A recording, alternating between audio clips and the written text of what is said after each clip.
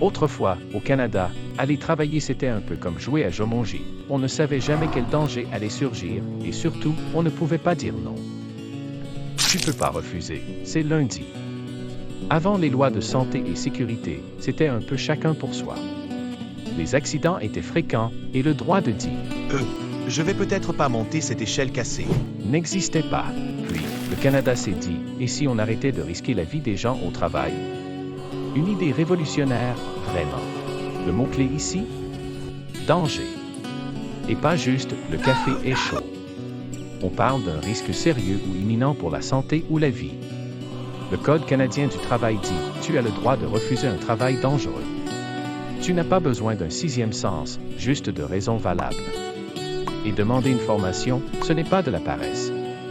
C'est de la prévention. Tu refuses? Pas de panique. On suit les étapes. On parle à l'employeur.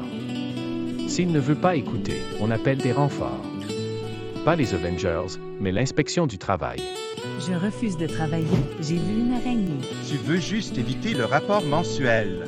Le droit de refus n'est pas, par exemple, une carte Monopoly qui indique « sortez du travail ».